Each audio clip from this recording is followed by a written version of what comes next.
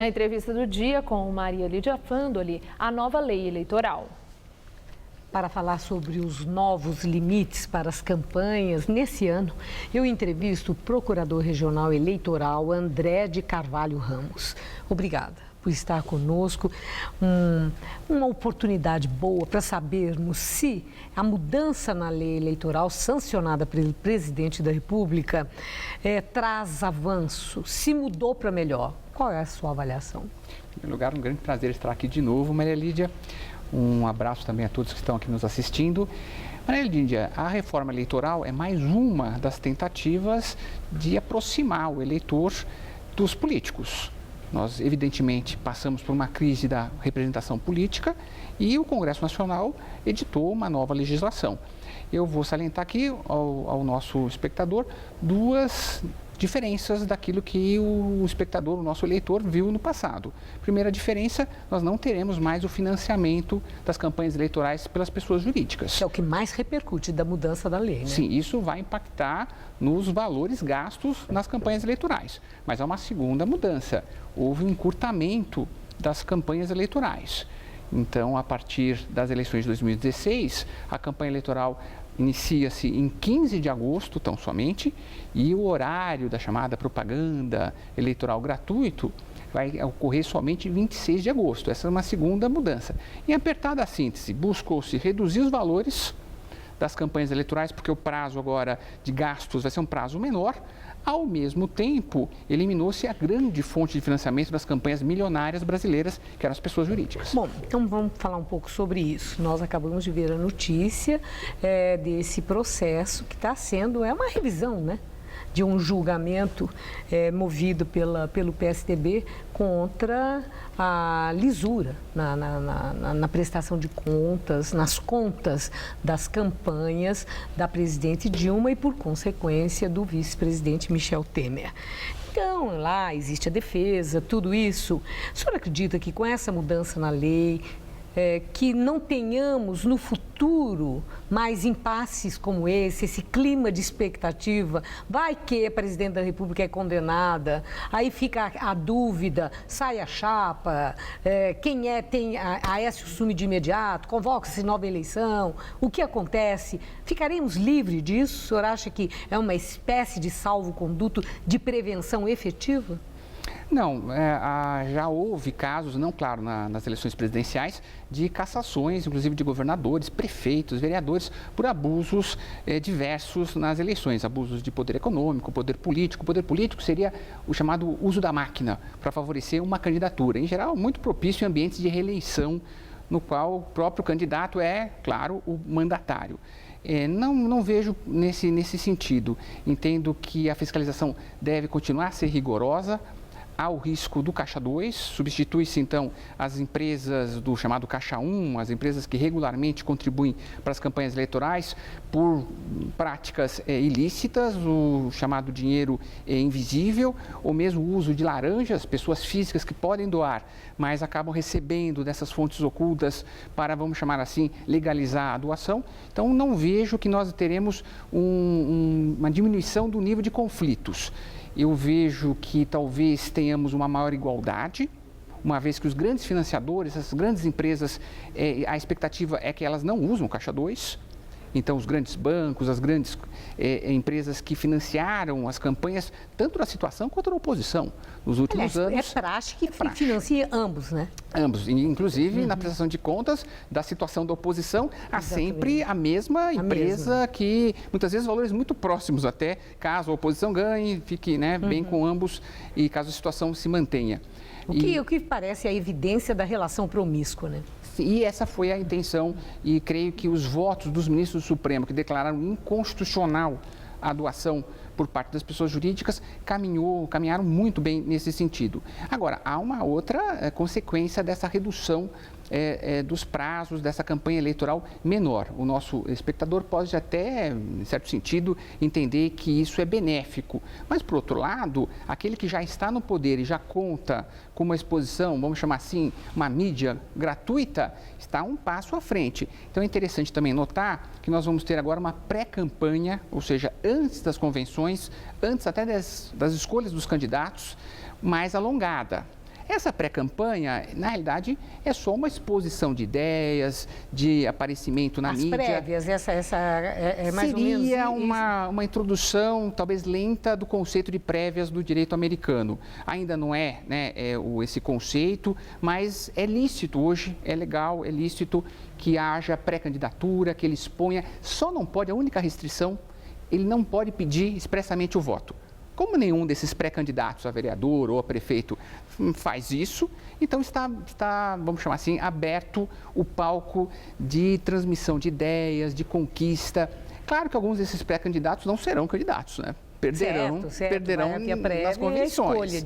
Mas aí tem um detalhe, hoje mesmo eu vi uma nota de reclamação que a lei eleitoral não impõe limites para esse tipo de campanha de prévia, de pré-candidatos, por não entender que seja uma campanha eleitoral, mas uma ação partidária. E que estariam comprando e pagando cabos eleitorais para fazer as tais das campanhas de prévias. Por que a lei eleitoral não estabelece as regras também para o financiamento das campanhas de prévias? Houve uma falha aí ou foi intencional? Pois bem, a pré-campanha sempre foi um tema muito disputado no Congresso brasileiro. Alguns temiam que alargando a pré-campanha, estaríamos então transplantando os mesmos problemas da campanha eleitoral, financiamento, para um período maior. E a opção que o Congresso Nacional deu ao direito eleitoral brasileiro em 2015, agora valendo para 2016, foi justamente permitir, listando alguns atos, mas deixando em aberto desde que não haja o pedido expresso. Eu entendo que as restrições ao abuso do poder econômico, abuso do poder político, vale também para essa fase. Claro que não são as mesmas restrições, porque nós não temos candidatos. Vários deles vamos chamar assim, sucumbir durante o percurso. Mas essa abertura que foi dada, e eu posso dizer isso porque entrei com muitas ações contra os pré-candidatos nas eleições passadas, porque não existiam essas regras, era proibida esse tipo de conduta. Entendo que há restrições, abuso de poder econômico e político, continua valendo agora em geral. Não há, sim, uma regra específica que diga quanto cada pré-candidato pode gastar, como ele deve prestar contas. É proibido pagar os chamados cabos eleitorais? Ou os partidos são livres para isso, se quiserem? Então, aí é só uma questão ética, digamos. Há hoje uma restrição genérica nas próprias campanhas, não na pré-campanha, mas nas campanhas eleitorais. O nosso espectador não verá aquele rebuliço nas ruas do passado. Até o cavalete foi proibido. O famoso cavalete que era colocado nas ruas, desde que não atrapalhasse o trânsito das pessoas e dos veículos. Hoje, no máximo que sobrou, foram mesas e distribuição de material, bandeiras, desde que não atrapalhe também o trânsito e sejam móveis. Houve uma grande restrição, até as propagandas dos candidatos nos muros particulares, que tinha até um tamanho pequeno, 4 metros quadrados, agora é menor ainda, é meio metro quadrado. Isso é bom? Então, essas restrições... Ou restringe até o direito à informação, o eleitor saber quem é que é candidato, tomar conhecimento, tá andando na rua e ver ali o cavalete, ver o cartaz, e a prefeitura organizando, administrando para não haver esses problemas na mobilidade, na cidade. É avanço isso? Então, é uma tendência de restrição que eu e você vivenciamos já outras campanhas eleitorais nas quais toda a cidade era inundada, né, de propaganda eleitoral. O que a gente sempre viu foi prevalência do poder econômico. Candidatos que tinham mais dinheiro coalhavam a cidade dos cartazes, cavaletes, etc. Se todos os candidatos cumprirem, a nossa missão, a missão da Procuradoria é zelar que haja igualdade, que todos cumpram, barateia-se, então, a campanha eleitoral. Então, em tese, a igualdade, a liberdade do eleitor em escolher a melhor proposta fica valorizada, isso em tese. Cabe ao candidato que não tem, por exemplo, como eu falei, aquela mídia espontânea, não está no poder atualmente, ele ter, vamos chamar assim, a criatividade de chegar com as suas propostas ao eleitor. Esses meios tradicionais estavam, do meu ponto de vista, desvalorizados pela própria população.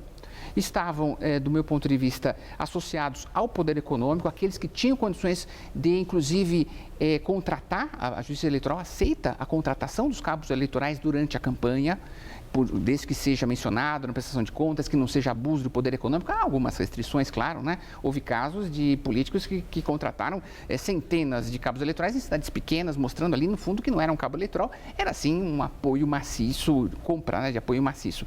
Então, entendo que agora cabe aos candidatos utilizar a criatividade. Existem as redes sociais, a internet, entendo ainda, vai ser um espaço a ser utilizado. E o Ministério Público tem pessoal, tem recursos para uma fiscalização intensa dessas novas regras e, ao mesmo tempo, com a redução do tempo para o registro dos candidatos, a lei ficha limpa, saber se o candidato deve ou não ser impugnado. Vocês têm condição de fazer isso no tempo mais restrito que ficou estabelecido agora? Maria Lídia, a mesma criatividade que eu recomendo aos próprios candidatos, de acordo com a lei, o Ministério Público vai ter que também ter essa mesma criatividade. Temos que utilizar os bancos de dados, a lei da ficha limpa exigiu que o Ministério Público Eleitoral estruturasse bancos de dados informatizados para que pudesse fazer o cruzamento das informações, para que então pudéssemos impugnar os candidatos fichas sujas. Teremos que também estabelecer novos marcos de combate ao Caixa 2. Será um desafio. Como fiscalizar as prestações de contas, verificar se o dinheiro sujo acabou não entrando de uma outra forma nas campanhas, verificar os tamanhos reais das campanhas, porque nós vamos ter um prazo curto e, obviamente, candidatos podem buscar vantagens. Eu desejo muito boa sorte. Agradeço muito o seu esclarecimento, sua entrevista. Uma boa noite. Obrigado a todos. Gamberini.